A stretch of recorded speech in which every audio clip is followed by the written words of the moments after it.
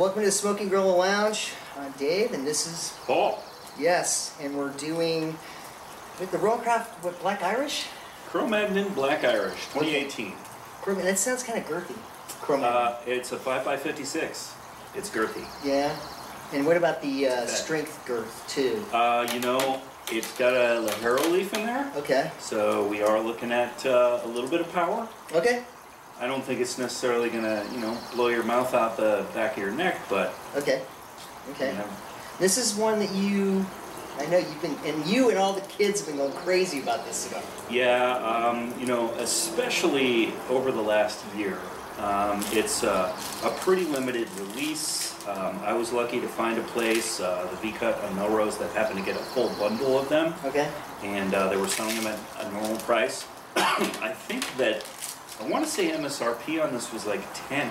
I mean, it was what's the black market on this thing, on the Black Irish? If you're looking at secondary market, I think you're probably looking at 15, maybe 17 bucks. So that's still not too bad. It's not a, it's not an opus. It's not a crazy price by those standards, but it's about as culty as they get in terms of the RoMa Craft stuff.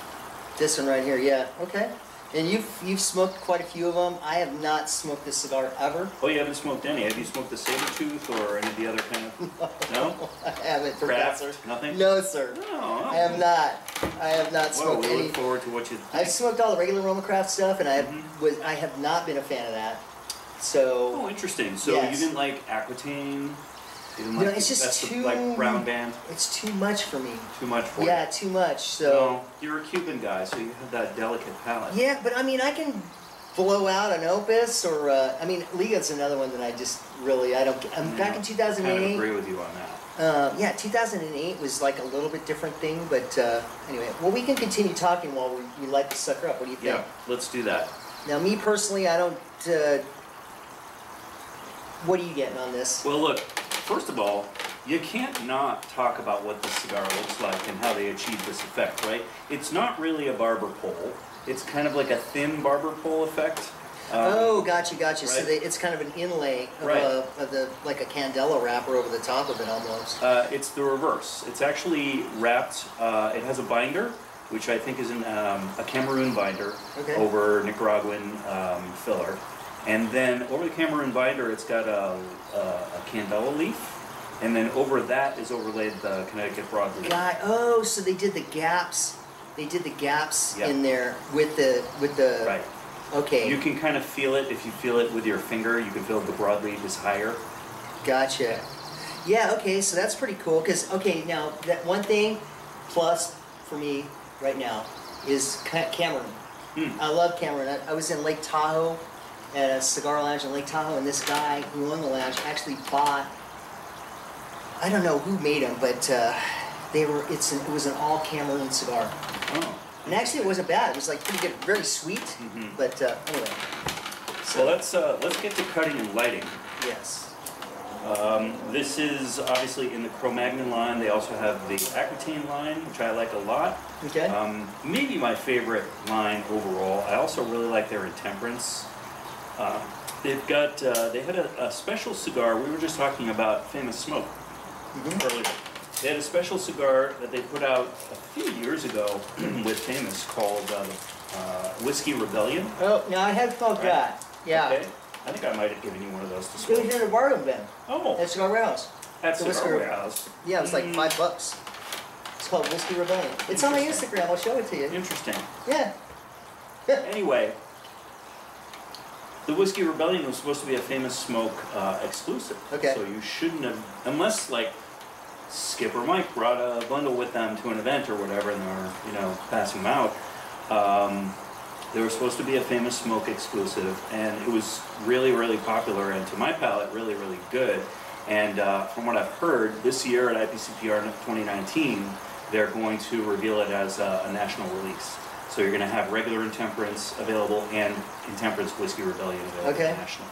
Now you're going to go to IBCPR, and I'm going to try. We'll see. Okay. See how it works out. Okay. Because I have an invitation from my buddy in Orlando. He said, I'm going to IPCPR, and he goes, I can get you a pass or whatever it is, but it's just like, just to like clear, when is that, in August? It's end of June, beginning of July. It's the last weekend in June. Oh, okay. So it's coming up really fast. It's June 29, 30 through July 2nd, maybe? Okay. Like that. So it's coming up really fast. The difference, oh, by the way, IPCPR, we should talk about what that is. It's the largest trade show for cigars Yes. in the world. It's a big deal. It's big. Actually, I shouldn't say that. Tobac is also very big. I'm not sure how big it is because Tobac has Cubans. Right. It takes place in Europe. It was in Germany last year. So it may rival or even be bigger than IPCPR, but IPCPR is the biggest trade show, tobacco trade show in the U.S. In the U.S., right? It traditionally happens in Las Vegas. They've moved it around. It was in New Orleans in 2015, I want to say. But they moved it back to Las Vegas. And, like it's been there like the past couple of years, right? Yeah. It's been and there then for this a year they while. moved it to the Sands Convention Center too. I was reading about that as well. Okay. The Sands. So I guess it's bigger and they get more oomph or whatever. Get more people in.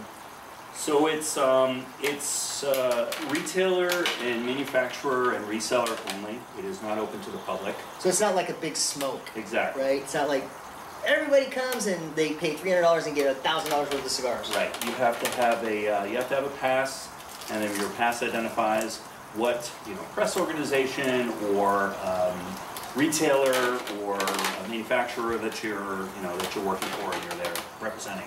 And of course, the main reason really for the show isn't, hey, I came out with this new cigar. It's for the manufacturers to fill a lot of their orders for the year.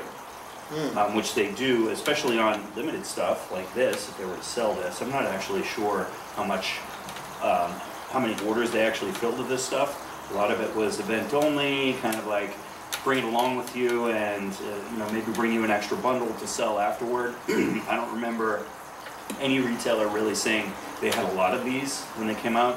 Okay. Came out around March of 2018 last time. That's, I think, the batch that these are from. So yeah, that's, in a nutshell, that's IPCPR. It's a trade show with a lot of booths. It's a lot of cigar manufacturers, there's pipe people there, there's cigar accessories, and then there's a few other things like there's a little alcohol and ashtrays and Holy vape people, I think, are part yeah, of I IPCPR would imagine too. vape is coming pretty strong into that as well. Yeah, definitely. They should have their own trade show though, because the two sides really don't mix that much. I know that retailers obviously are going to go around and they're going to buy their vape stuff, the ones that sell vape, and they're going to buy their pipe stuff. And they're Look going at to buy that, their cigar hookah stuff. there too? Yeah, they've had some hookah. Okay. So it's a big deal. Anyway, so yeah, you can actually join IPCPR though, right? You can join and then they get you a badge to get in. I'm sure you can join the IPCPR if you have some sort of organization, Okay, okay. company or publication or Smoky Gorilla Lounge. Maybe you could join as a press org. So maybe, yeah, you guys can mail us a bundle of cash. We can sign up for IPCPR and go Right. on the Smoking Gorilla dime. Now, like I have one of these T-shirts if you want one. I like it. Does it fit me? Will it fit me? They're all one size. They're XXL, I think. That's pretty big. It is big, but It's I kind of like it tenty because anyway. But this, I think it's either XL or XXL. Anyway, We'll see. Maybe I'll turn it into like a turban kind of I thing. had a buddy. I gave one to a buddy of mine, and he was like, it was just too big. He gave it to some girl so she could wear it to bed at Yeah, night. that's Yeah. the classic girlfriend guy's T-shirt turned into girlfriend's nightshirt, right? Yeah, exactly. Yeah. So, having been to IPCPR a few times, you do definitely come away with a lot of cigars because the manufacturers want you to try their stuff. I actually don't know how much, if at all, the FDA no samples regulation affects this. I think that maybe because it's a trade show, it's exempt, but there's a lot of cigars being. Yeah, that's what I've kind of That's how garnered. you know Yeah.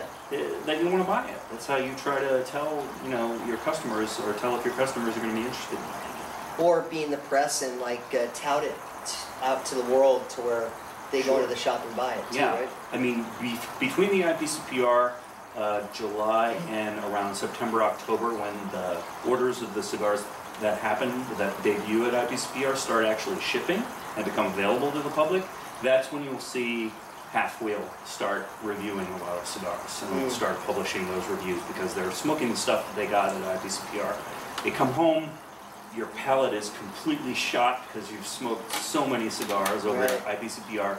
You can't taste anything. You don't really want to smoke the ones that you're really interested in reviewing while you're there, unless you happen to get a whole bunch of them, because you're not going to be able to give them their due, right? You want to wait a while for your palate to recover. Absolutely. And to be able to, you know, review them correctly in a nice environment like this, at your leisure. No wind, right? No wind, it's great. It's like no wind. Like, I was out here, because I got back from the Vancouver turn, and I was actually smoking a Partagas Serie D number 4.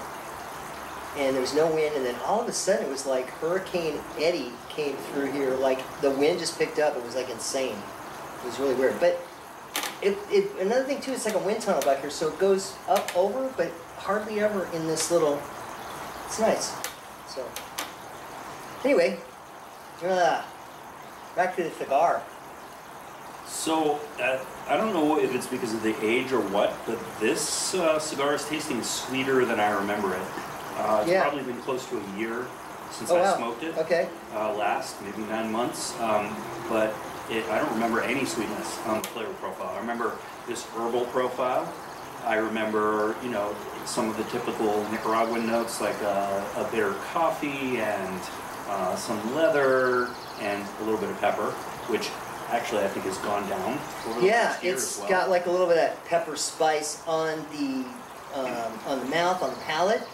But not, because like, I mean, I gave it a good couple of retros because I wanted to, like, if I'm going to start crying, I'm going to do it now, right? But really? But no, there's nothing there. And you're right, there is a sweetness on there as well. Yeah. Yeah. And I swear, I mean, it's a little less evident right now after the little bit of age that's on here. I swear last year when I was tasting these, I was tasting the candela. Can you taste it at all? Does it taste maybe that's why I'm getting kind of like a citrusy, kind of like a citric a little bit, kind of a vibe on there on my palate or whatever. Sort of an herby lemongrass.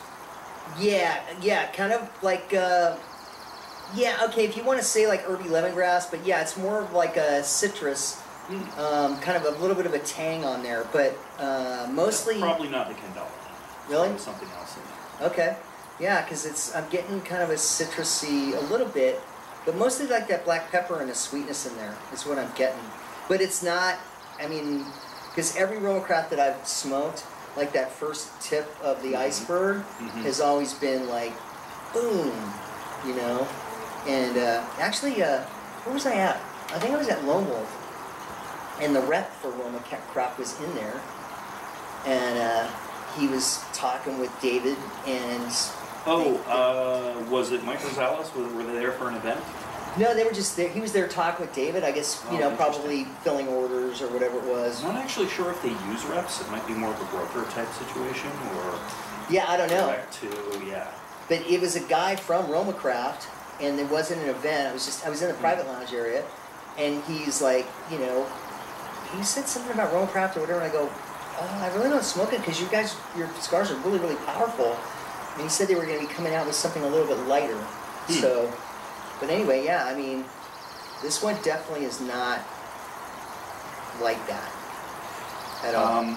Well, I mean, we should get back to talking about the RoMa Craft line more in general, but while we're just, you know, trying the first quarter-inch on this, I really liked this cigar when it came out last year. I thought it was better than the Sabertooth. I think I liked it better than the Craft, which was like a $16 to $20 cigar.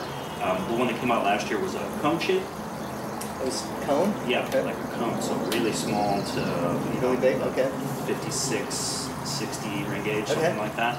And it was also very similar, barber pole, lighter wrapper, more like a Havana wrapper with candela, and a closed foot. And it was good, but it was pricey. They came in a 10-count box, and they're a really cool box. Oh my God, I wish we had one of those craft boxes from last year. So the RoMa Craft boxes in general, chunky, beautiful marketing. I know that online Skip has really been railing against, you know, sticking those giant health code stickers on there that they're going to have to, at least for California and probably eventually in the rest of the U.S. But the boxes for craft last year were a whole other step above. It won some, at least some nominations, if not awards, for packaging of the year. So it was a regular, chunky, raw wood box. And then it had what they called the buckle, which was made, I think, in Austin, where RoMa Craft, the headquarters, is based, by a kind of like a belt buckle there. kind of buckle. It was a metal sheath that went around the entire box. And that sealed it? No, it had the RoMa Craft logo. That little thing it was stamped in the circle, like cutout on each box. Wow. And it was like a heavy-duty metal thing, and then you slide the metal off, and then you can open the box up. Okay, so it was keeping the box together. It just wasn't like a typical clasp or something like that. It was like a sheet that slid. It was a whole separate piece. Yeah, it was pretty cool. And you know, I'm sure that had something to do with the price of the cigars, because one of the things that I really love about RoMa Craft, they're making cigars for every man. They are, you know, pricing their cigars usually in the $7 to $10 range. And they were actually a little bit cheaper starting out too, weren't they? A little bit. You might be right about that. They were a little bit cheaper, and they kind of raised their prices up a little bit. But they don't, you know, they don't really have any MSRP $20 sticks. No. And nothing about that. I mean, I was thinking maybe $1 or $2 or whatever it is. I mean, it's nothing like gonna break your wallet or anything like that. So. But when this came out, I really liked it, and a year has just done wonders for the cigars. Yeah. So good. And maybe that's the thing. Maybe these actually are New World, non-Cuban. It actually needs to be set down for a period of time to kind of mellow out some of that harshness. It's so much more complex now. I don't know whether it's the candela or, like you were saying, you really love the Cameroon binder on this. Yeah. But so far, it's really interesting and delicious. And the smoke production is great. Yeah, it is really great. That's one thing. So you're going to get that. And this thing is like hard as a rock. Once again, like I'd be scared of the Cuban. I'd be frightened. Like this is me. Like I have to get out I got to give him a plug. I'd have to get out my perfect draw. You guys are your perfect draws. Yeah, and open that thing up, but not this one. It's got plenty of smoke. Yep. Nice white ash too. What is it? Tommy Z-Man Zaricki. He's got an Instagram account, and he said white coin stack ash. White coin stack ash. Right? Because you get those lines in there, so it looks like a coin stack. Right. Interesting.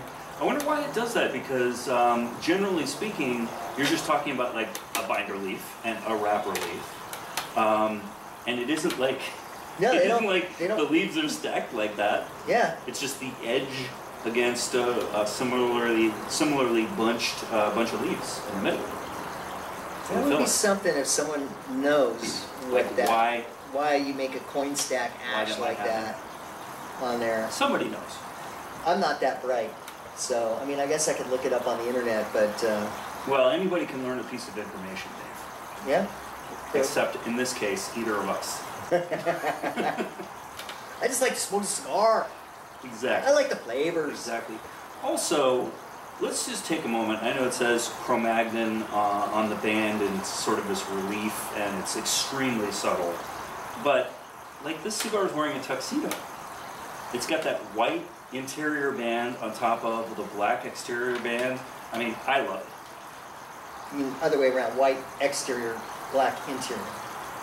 Well, I mean, yes, white interior by meaning it's the one that's on the inside. Like first the white, the black. Gotcha. See, you confused me. But yeah, it is like wearing a tuxedo, definitely. Yeah, it's a good looking man. Well, I mean, these guys are like, you know, we said in the previous video how these guys are like the darling of cigars right now. I feel like 2018, I mean, RoMa Craft's been popular with guys who smoke cigars every day.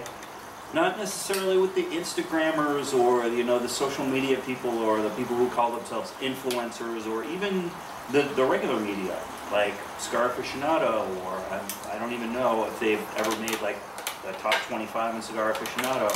I don't know how Half Wheel really feels about them because they don't seem to be really flacked a lot on there. But with the guys who just smoke cigars, guys who aren't, you know, like you, mostly are all into Cubans most of the time, they love RoMa Craft. The price point is right.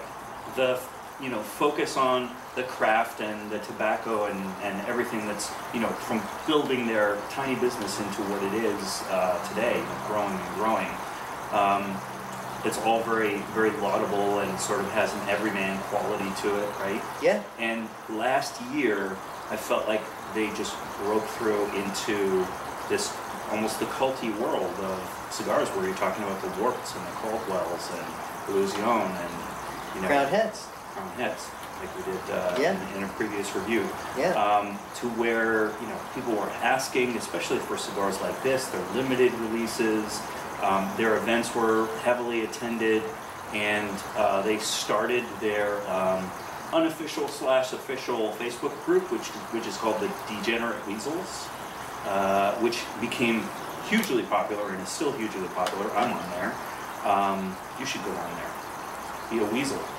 So the reason, by the way, that it's weasel is because that's what Skip and Mike, Skip Martin and Mike Rosales, call the people who ask them for cigars. They call them weasels. Skip has this special cigar called a Fiorella, named after his daughter, that was literally only available if you went up to Skip at IPCPR 3 years ago. I think she's 3 now, and asked and wished Skip, you know, congratulations, and he would hand you that cigar, and it was the only way to get. Is it a T or an F? Her name?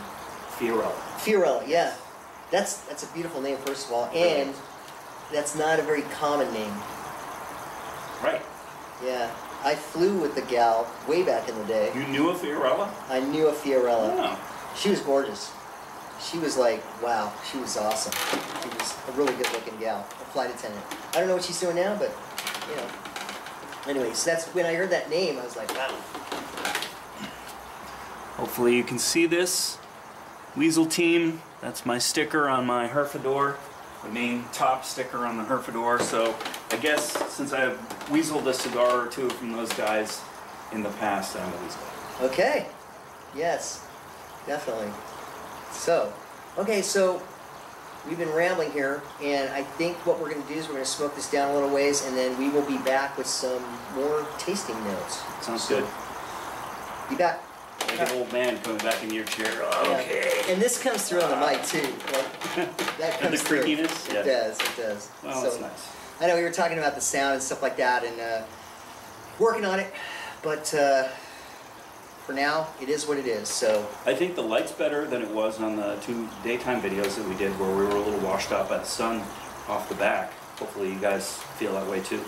Well, I learned, well, I don't know, you wet the ground behind you, and it kind of helps. It pops. Like a car commercial where they hose down the road. They do that in all the kind of movie stuff like that. I guess they hose the ground down for whatever reason. I guess so you don't get washed out, and it doesn't reflect whatever. So yeah. So this cigar. Talk about some of the stuff that we were talking about during the break when we were smoking this down underage. You mean like this band that doesn't come off that well, and like just kind of like I'm afraid to. And the thing is, he always does stuff to me right after I put my freaking glasses on. It's like, you're older than me, man. We all want to see you put your fancy 2-part glasses in. You're older than me, so like, put your glasses on, damn it. You're the only one who I've ever seen who has those click-together glasses. I don't even know where you get those. You have to special order those from Hong Kong or something? No. I actually saw another flight attendant on the plane that had these, and I was like, where'd you get those? And he's like, oh, they're Click, and they're called Click, C-L-I-C. All right, so screw that. So yeah, you know, like I was telling you before, people tongue-in-cheek give those guys a little bit of crap because, you know, it's a 2-part band. You got to take off the middle band, and then you got to take off the outer band, and you got to kind of dig in and rip it because there's really no way to just peel it off. But it has the advantage of, like, there's never any glue on a RoMa Craft cigar underneath the band. And like you just did, you actually just slid the whole thing off. Yeah. You got yourself a nice little ring. Because it wasn't glued to the wrapper. Unlike Fuente. Yes. Well, first Notorious. of all, Fuente has a very delicate wrapper, which we were both discussing how delicate that wrapper can be, and then thin paper, foil looking. Yeah, and then you get a band with glue on it, and then you like go take it off, and then you go like this, and then like you're taking the wrapper off, and it's like, oh god, you know. I think somebody, you know, I'm sure Carlito has probably heard that a million times. Probably, yeah. And his answer basically is, we're not changing it. I think Fuente's doing fine with whatever they're doing. So I think they are. Yeah. I think they're doing okay. Yeah, they're doing right. They doing okay? Fuente? Yeah. You heard of them? Yeah. When are we gonna do a nice Fuente cigar? One of these days. Actually, so I wanted to kind of talk about also too. So a friend of mine gave me a Padron Natural Millennium. Interesting. I've never smoked that cigar. So there's a technique. I don't know. It's called puff puff pass, where it's kind of like it's a, you know, like when you're broke people like me. When I'm a broke guy, so I can't afford to buy like Millennium boxes or whatever of these cigars, and so people will puff and pass, kind of like a joint, I guess, back in the day. I don't think people do that anymore. I think they do bongs. I'm sure they do. But so anyway, I was thinking we could do that one of these days in the future. Do that Millennium. I've already. He gave me two actually. And it's not just when you're broke. It's also when you have like one of a really cool cigar that everybody kind of has never tried before. Which, Dave, you have had a few of in your time. I've had a couple. I've had a couple of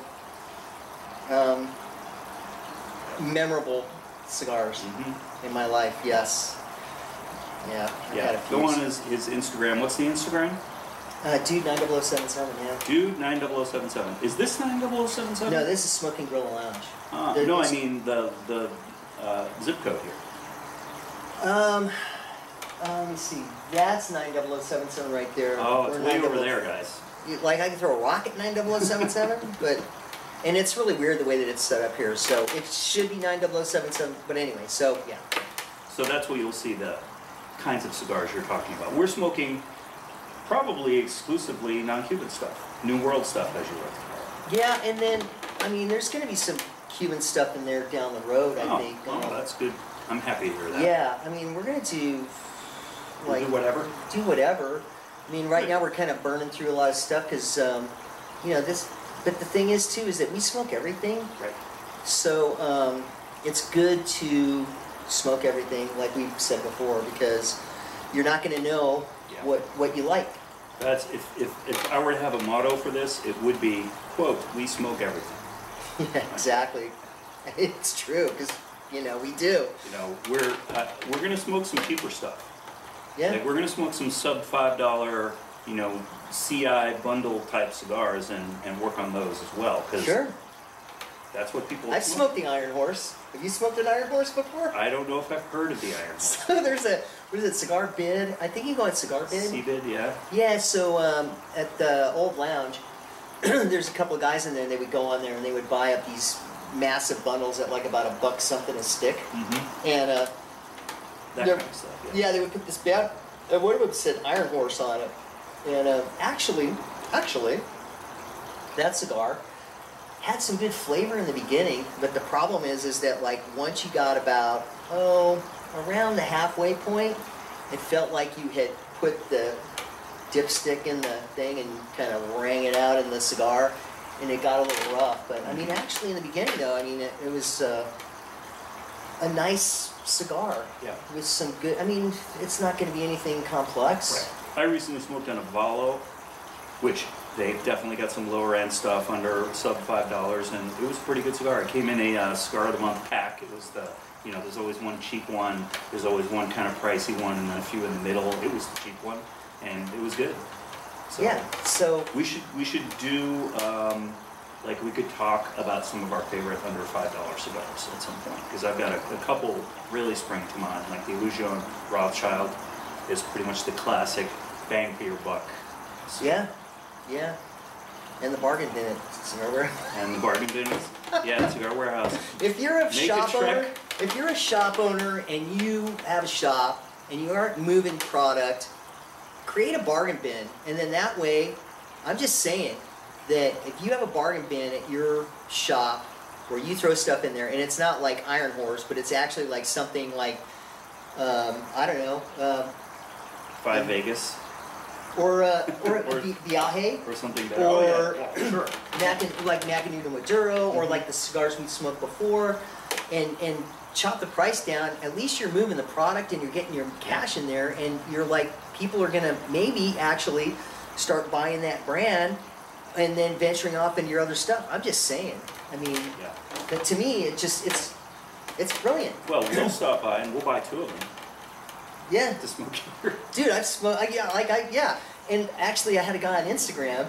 He goes, he just picked up, because we're gonna do the Spanish press. That's our next cigar. And he goes, I just picked that up. He goes, how was it? And I'm like, well, you'll find out in the next film. But yeah, I mean, to me, it's just a no-brainer. And you're moving stock. And the thing is, too, is like, what was it? There was something in the bargain bin that I tried. I can't remember what it was. But I said, this isn't bad. And then I went over to the other cigar, the rest of the brands they had in there, and I tried another one and paid retail for that thing just because I wanted to venture out. So, I don't know. It seems kind of... Yeah, worth talking about. It's always worth talking about cigars that are at various price points, right? Because we're not going to sit here and smoke a $45 Davidoff every time, or a special Fuente, although we're big fans of both of us, I think, of the higher end Fuente stuff. Yeah. We also like to just not destroy our budgets every time we smoke on an everyday basis. I smoke almost every day. You smoke pretty much every day? When I'm not flying, like I'll fly, and I don't really like to bring cigars with, because I never know where I'm going to be sometimes. Sometimes I might, venture off in other places or whatever, and it's like... No opportunity to smoke. So, yeah, or what I'd like to try and do, though, is I try and find shops where I'm at and go there. And we talked about that in a previous video, I think. Yeah, because I was in Spokane, and I went and found a shop in Spokane, walked over there and grabbed a couple cigars and talked to the shop owner, well, not the shop owner, the shopkeeper guys. Sure. Tobacconist. The tobacconists there. And it's to me, that's my getting out, because I'm not a lounge lizard. I don't go to a lot of lounge. You go to lounges much more than I do. And because I really don't have time to do too much of that. I'm more at home kind of a guy. But when I'm out, I like to do that and find new places. So yeah, let's talk about some more tasting notes on this. And I think that you hit on something interesting. You were talking about you expected this cigar to be more full-bodied, more spicy, more pepper. Yeah. And whether it's because of the age of the cigar or the complexity, there isn't that much on here. No. And I think a lot of people who smoke cigars, and they want that hit you in the face pepper, they want that flavor. Yeah. First of all, they smoke mostly Nicaraguan cigars, or a blend of Nicaraguan and something else, because the Dominicans tend to be a little lighter, the Cubans definitely. But also, it's because they're not retrohaling. They're tasting all of the flavors that they can taste in their mouth, and those are the flavors that you can taste in your mouth. You can get the pepper, even if you retrohale a tiny bit, you're going to feel the pepper, in your nose, or white pepper on your tongue, and some of those basic flavors like leather and hay and coffee and cocoa. But when you retrohale, and when we talk about retrohaling, we mean blowing a little bit or sometimes a lot. I've seen you do it on your videos, like a smokestack before, of smoke out of your nose. And it does take a little bit of practice. If you never do it, though, you're missing like 90% of the flavors on those cigars. Because your tongue can taste sweet, salty, bitter, a couple of other things. Sour, umami, right? Sweet, salty, sour, bitter, umami. And they actually, they're saying that there's more tastes on your tongue, per se, that they haven't identified, but those are the 5 main tastes. Right. So, but if you're not retrohaling, it's like holding your nose while you eat a gourmet dinner, right? You're not going to taste very much. Well, yeah, there's that classic experiment where you take like jelly beans and like say a watermelon jelly bean, and you put it in your mouth and you chew it with your nose closed, and it's just sweet, it's sugary, right? You taste that, but then maybe a little bit bitter. When you open up your nose, it's like, oh my God, it's a watermelon. Yeah, exactly. So we're both doing that pretty much on every cigar we smoke. Definitely on this cigar. Yeah. And the amount of flavors and the profile of this cigar is top to bottom. I mean, we talked a lot about in the break the earthiness of the cigar. Yeah, it's like that sweet earthy, and then you had a great analogy for that, right? Like garden soil. Right, you take 2 handfuls of garden soil and you hold it up to your nose. It's got that kind of moisture, that rich, earthy. Yeah, because like some of these cigars can be kind of off-putting to me for like you get that minerally, kind of metallic. Right. It doesn't have that in there at all. We talk about that mineral oil taste on some of the Liga Privada stuff and some of the Drew Estates cigars that we've smoked before. Yeah, yeah. Because it's a very prominent note on those cigars. And that sells a lot of cigars for them. They are enormously popular. Yeah. But not on this cigar. You know, you have that more rich earthiness, and then the higher notes. You were talking about getting some citrus early on in this one. But that then sweetness, though. The sweetness? Yeah, from start to finish. I mean, well, start to halfway. Yeah. It's a sweet cigar, and I was like saying, it's almost like a graham cracker, kind of a sweetness in there that's been in there. It's kind of nice. And then also that it is a little bitter, but it's more like when you, like cocoa, where you like, I don't know if you've ever dipped your finger in just regular cocoa with no sugar in it, just like that baking cocoa, yeah, and you put it on your tongue. It's kind of like that, kind of a bitter. So, or cacao, but yeah, very nice. So, yeah, definitely. And like my cigar, it was getting a little bit hot, so I've been like kind of like nursing it, but baby it a little bit. Yeah, but one thing though too is that what you can do is you can blow into it like this. It doesn't actually. Usually the ash doesn't come off when you do that. But it actually it'll keep it lit too, because you got airflow going through there, and so when you bring it back in, it's gonna smoke. So I've heard that referred to, if you're gonna give your cigar a little break when it's getting hot, if you do that, blowing out through the cigar as purging. So purge it. It blows. It also, you know, when you're constantly puffing on the cigar, one of the reasons that cigars tend to get more heavy toward the end is because you have all that smoke of every inch of the cigar that you've smoked so far has all passed through what you're smoking toward the end. And if you purge it out, that smoke that's sitting in there in between the leaves leaves the cigar, and you're not smoking the smoke that has been sitting in there for a while when you go back to the cigar. So there you go, purging. Purging. Another advanced smoking. So that's like anorexic smoking. Purging. I don't think it's that kind of I just think of binging and purging. So yeah. I'm more of a binger. Me too. I hate purging. Let's talk about... Anyway, even when I'm sick, I just can't. I can't. I hate it too. I can't. So it's the closest thing to wanting to die. Yep.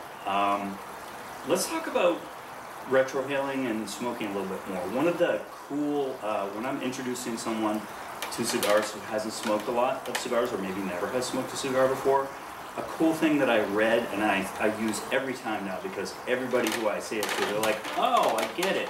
They're like, if they're used to smoking a cigarette or anything where you inhale it into your lungs, they use their diaphragm and they draw the smoke in to their lungs that way. But obviously with a cigar, you're not doing that. It's all in the mouth, right? It just comes here and stays here. So I tell them it's like a straw. It's like drinking water through a straw, right? You don't suck it in and have it go straight into your stomach. You bring it into your mouth and then you swallow it. In this case, you're sucking in like a straw, but it's smoke, and then you're letting it out your mouth and a little bit out your nose instead of swallowing. So that's a way to like sort of help somebody who doesn't have a lot of experience smoking understand the concept of what a cigar is and how to taste a cigar. Yeah, I mean I don't know what else to add to that. That was pretty good. Yeah. I mean that's pretty much Well, how would you describe retrohaling? Once you've got the smoke in your mouth and you've done the puff part, how would you describe it? I think the mouth for me is more the diaphragm, and then it just kind of like you kind of push it through. It's just a kind of a because your mouth is full of smoke, so like that you have the pressure there, right. And then you kind of push it with your tongue out, and then you have air in your lungs anyway, so then you can just when it gets going, you can blow it out your nose. It can feel a little weird though, because you do have to open your trachea And if you go the wrong way, you're going to smoke that suck down into your lungs. So you open your trachea, and then you allow the smoke to go, just like if you have your mouth closed and you're breathing out, it goes out through your nose. Mm-hmm. And you don't have to do that. You don't have to push everything out through your nose. You can just let a little bit seep up through your sinus, and you'll get almost all of the flavor. Yeah. Yeah, I mean, speaking of like coughing, so I was in Hong Kong smoking with a friend of mine, and he smokes extremely slow, and as some of the most experienced smokers do. Yeah, but the way he retros is even more. His technique is insane, the way he does it, because he'll even bring it in his mouth, and it just kind of goes out his nose and out his mouth at the same time, and it just kind of all flows out. Yeah. The way he does it. Like a dragon. Like a super dragon, yeah. And so it's definitely something that you need to try, I guess, and see how it goes with the cigar. Another thing that I'm getting when I retrohale and on the outflow, if you do like a smooth, steady puff out, is that coffee flavor. Coffee is kind of coming to the almost like a coffee liqueur on the tongue.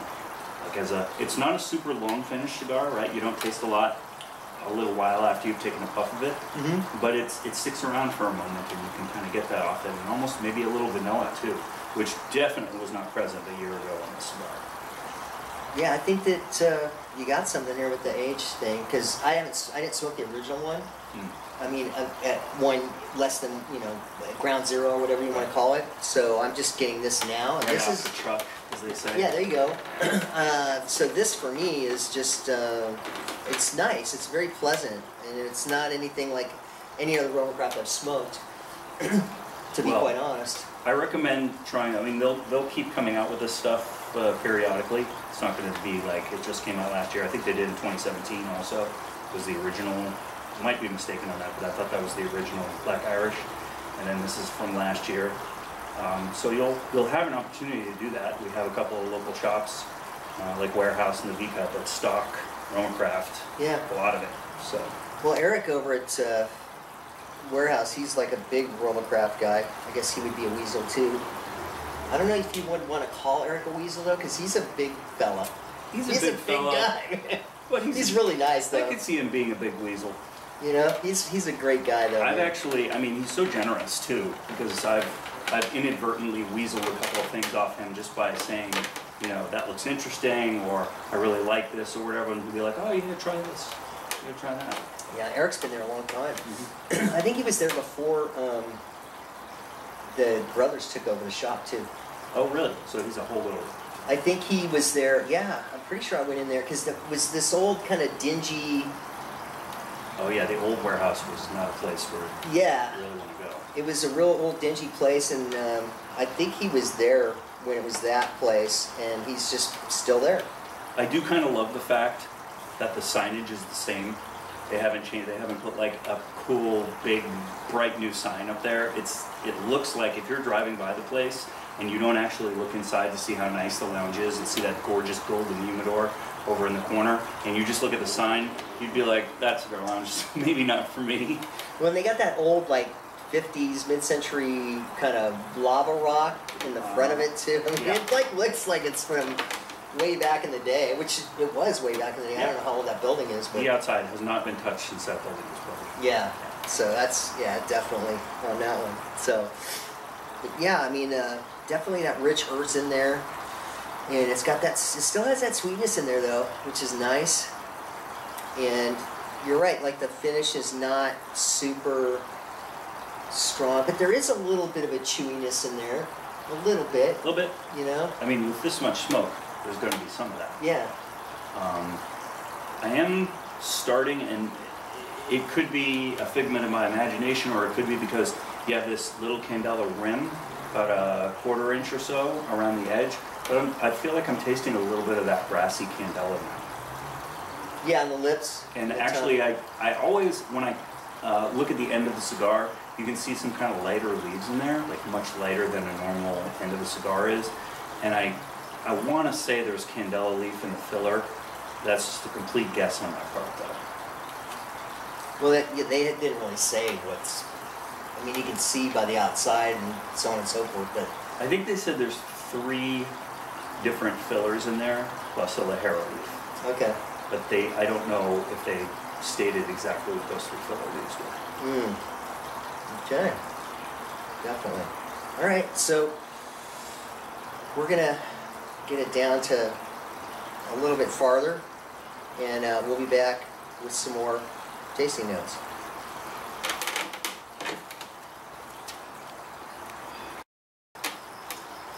So we're back. Yeah. We've smoked almost down to the nub. I've got about an inch or so left here. Yeah, and I slowed down. I'm smoking a little slower than you right now. I know that. You've been talking a lot. Yeah. So we've been talking. hard to smoke while you're talking. We saw our friend in Orlando's humidor. Oh yeah, we watched that crazy video. If people want to find it and watch it, can they watch it on YouTube? Yeah, it's on YouTube. Yeah. What is I think it's called Havana Tranquility. Havana Tranquility. So it's this guy in Orlando. Well, actually, he's in south Florida. of Orlando. Yeah. But he's got a home lounge that puts most lounges to shame. It all looks brand new and exquisite, and then you move on to the humidor and you just shake your head at what's in there. Right, and he said that. I mean, he did. I don't know exactly because we've talked a few times now. How he, with the humidification system that he has, and it's on his phone, and he can do it from his phone and everything like that. And it's just like, I don't know how much he spent on that system, but it's just, it's the nines, definitely. It didn't look like he was worried about what he was spending. He did a really good job. He really did, so. Saw a lot of Grand Reserva type material in there. Yeah, and just boxes of stuff, so. Yeah, very impressive. Yeah, I need to get down there. He's invited me down there, so I need to. You gotta go. I do, but summer in Florida is pretty hot. Don't go in summer. Go in November. Yeah, but I just got him some cigars, and and I was talking about how one of the cigars that he got. I'm like, man, I really want to try that. I'm really interested to see what they are. And he goes, the sooner the better. You get down here because it might be gone. I don't know. So anyway, hopefully he'll save a couple for you to smoke. Hopefully, he's a really good guy though. So, yeah. But you know, so first 2/3, really nice development with all of that stuff, and we were both talking about how the power has come up a bit on this cigar. As it normally does, especially on a bigger range. Yeah, and so with that power, for me at least, those other flavors are kind of waning a bit, and the power is kind of taking over in the end, and kind of overshadowing the other stuff. The complexity of the cigar has been muted a little bit. It still does have that kind of oily coffee finish going to it, but also a dryness. I noticed first in the back of my throat. Also, I re-upped on my water. Yeah, definitely.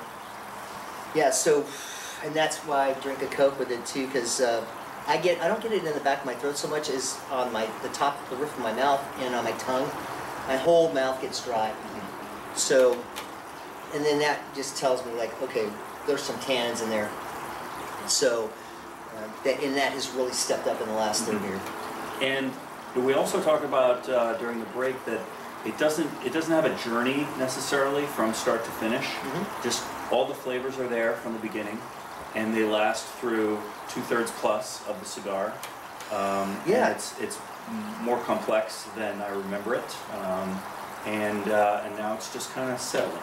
Yeah, well, like I've always said that usually for me at least with New World cigars or non-Cubans, you get that first third is usually that big punch to the face, and then it mellows out, and that second third is usually like the sweet spot on the cigar, and then it gets back to being, you know, more of a punchy cigar. And this cigar, it definitely, it wasn't that way in the beginning, and it kind of built up. So the first 2/3 were really nice and really pleasant. And it hasn't been until back down here where the cigar has kind of lost it a bit. And it's the fact that it's still very retrohalable. Yes, means that you can discern the difference between the first 2/3 and the end. Yeah, it's just that, I mean, when you retro the cigar, you still get those flavors in there, but they're just muted. They're more muted. So, RoMa Craft, we'll smoke more RoMa Craft stuff. I will find more stuff that you like from the RoMa Craft line because I'm a RoMa Craft guy and I really love what those guys are doing. And it's been fun to watch the evolution of the company over the last probably 5 years that I've been smoking them. So really look forward to getting your palate used to a few more, and we'll try some other lines. We'll move away from the CroMagnon next time. Sounds like a winner to me. Right? Yeah, you're gonna make me a weasel, huh? Well, we'll see. You weaseled this one out of me, so you're on your way. Yeah, definitely. So, all right. So, thumbs up. I know you're gonna give it a thumbs up, resounding thumbs up. Absolutely. I would have given it a thumbs up last year. If you can find them, obviously on the secondary market with some age on them, go find them. Try it again. And definitely, I'm gonna give it a thumbs up on this cigar because even though, and this might be a cigar, because you're talking about this is a year old, I think that this cigar has aging potential to it. I really do. I think that... I think we've proven that. Yeah, with age in this cigar, that it's going to round out the back end, and it's not going to be as bitter and tannic, and hopefully it'll kind of wane. The off-putting notes and the more pleasurable notes are going to become a lot more refined and... Well, if we want to try them again in another year, we're going to have to do some work, some legwork to find, the 2018. Maybe they have a secret stash somewhere. Oh, there are secret stashes, definitely. Yeah, so... Do you ever go to Austin? Every now and then I'll lay over in Austin. Every now and then, but... Maybe we'll have to try to meet up there sometime and do a real first-hand weasel experience. Yeah, that sounds good to me. So, 2 thumbs up on this cigar. If you have a chance to pick up some of the RoMa Craft, please do, and support these guys because they're doing good work. And with that, we are going to sign off and burn our fingers with the rest of the cigars. So, anyway, see you later.